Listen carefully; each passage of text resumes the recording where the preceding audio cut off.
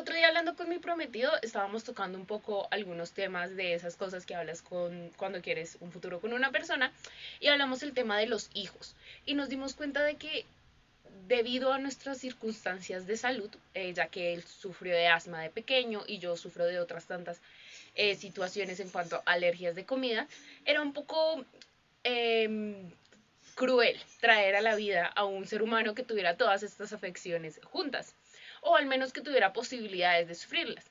Así que se nos ocurrió la idea de que podríamos llegar a ir a una clínica para que mediante selección genética y modificación genética pudiéramos tener un hijo que no tuviera ni siquiera astigmatismo o miopía. Y en un momento en esta conversación me detuve a pensar el hecho de que vemos viable esa posibilidad. Claramente, en cuestiones económicas tendríamos que planteárnoslos un poco mejor, pero en cuanto a posibilidad, la hay. Lo cual me hizo llegar a pensar el hecho de cómo ha avanzado la modificación genética a lo largo del tiempo, teniendo en cuenta que apenas en 1974 se estaba haciendo la primera modificación en ratones.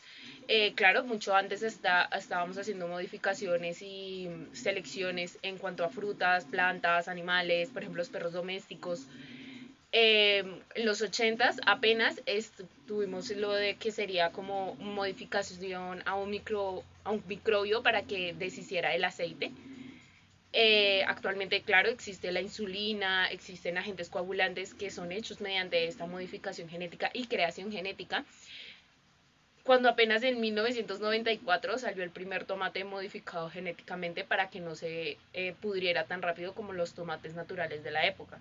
Estamos avanzando bastante rápido en cuanto a este proceso de modificación y selección genética, teniendo en cuenta que apenas en los 90 se descubrió cómo hacer que un embrión naciera con tres padres genéticamente. También teniendo en cuenta que actualmente vendemos peces cebras que son fosforescentes, me incluyo, mi pecera tiene al menos dos de esos. Eh, entonces estamos avanzando bastante rápido en estos procesos de modificación genética. Tenemos además de eso el CRISPR, que es un mecanismo en el cual estamos usando algo que ya hace las células por sí solas, que es poder identificar dónde hay un daño en el gen, cortarlo y informarle a el resto de las células dentro del material genético sobre este posible daño y entre ellas comparan para que este, digamos, virus o algo por el estilo no se siga replicando. Además de eso podemos darle al modificarlo para que ellas mismas re, lo impriman dentro de la célula. Entonces este método hace todo muchísimo más rápido de la forma en la que lo estábamos haciendo. Pero en este punto en el que estamos encaminándonos a este camino de manera muy acelerada, llegó al punto de pensar como, ok, esto lo podemos utilizar para curar enfermedades, para salvar vidas, para eliminar el cáncer, VIH, como lo dije, para eliminar desde el vientre enfermedades que pueden ser bastante complicadas para un ser humano. Pero bueno, esto lo podemos hacer solo en un individuo. Es muy costoso modificar el hecho de que a una persona le quitemos el cáncer, a una persona le quitemos el VIH, ya lo padece y se lo retiramos del sistema. De alguna manera que esto lo pudiéramos lograr sería maravilloso, pero sería solamente para el individuo. El individuo no podría replicar genéticamente esto. Aquí es donde aparece el hecho de la modificación genética en embriones. ¿Por qué?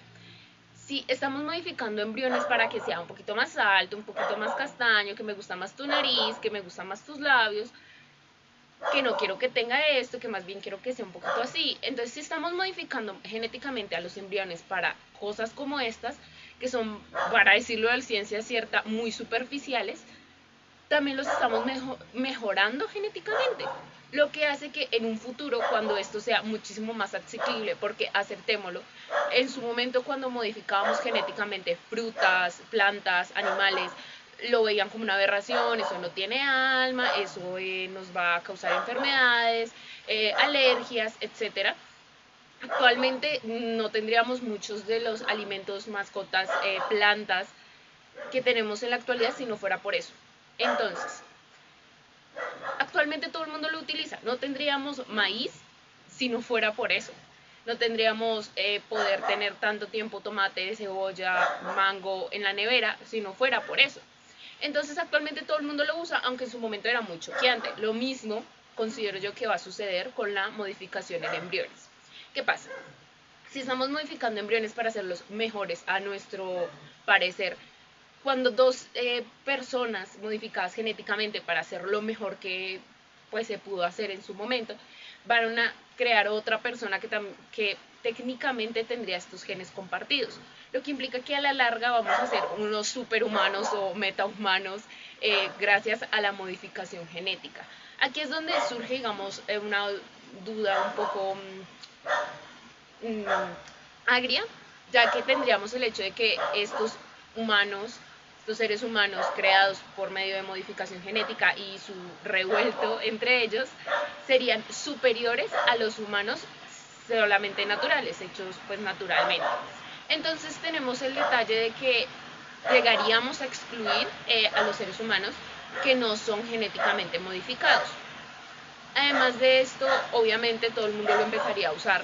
Entonces es donde surge una duda ética, más allá del hecho de si tienen alma o no tienen alma. Esto es un discurso que se lleva desde los 90. Si tienen alma o no es irrelevante, es un ser humano funcional. Pero sí surgiría la duda ética de en qué momento dejaríamos de ser una sociedad. Porque si ya no necesitas otra persona para generar un ser humano, si ya no necesitas compañía para poder, o sea, si ya no necesitas una combinación de dos ADNs para poder generar un ser humano, entonces ¿en qué momento dejaríamos de socializar? Si ya actualmente, en la actualidad, estamos englobados en el hecho de que no se socializa, se la vivimos encerrados en nuestras habitaciones, de la casa al lugar de trabajo o estudio, vuelves a tu casa y no hay más. En el futuro, en donde no necesites esa sociabilización, esa comunicación con otro ser humano para poder seguir produciendo vida, va a ser un momento un poco bastante denso.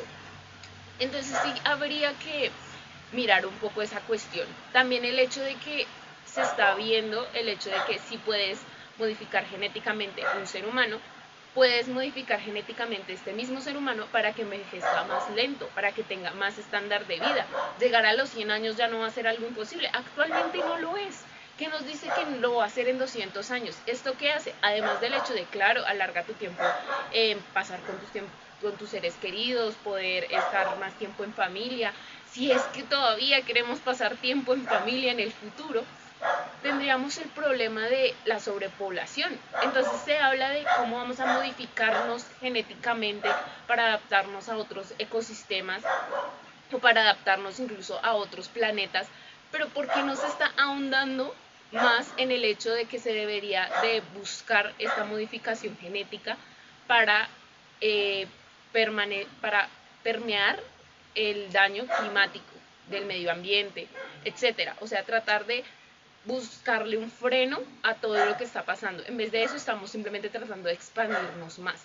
No estamos buscando un desarrollo sostenible, estamos buscando una masificación de la raza humana, lo cual no tiene sentido. Tenemos a la mano, tal vez de manera acelerada, como dije, o tal vez de una manera más lenta, pero tenemos a la mano una posibilidad de poder frenar todos los procesos que estamos llevando a cabo, junto con la destrucción del planeta, la capa de ozono, humedales enteros destruidos, hectáreas enteras de árboles que ya no existen. O sea, la raza de ese árbol ya no existe, animales, especies de animales ya no existen.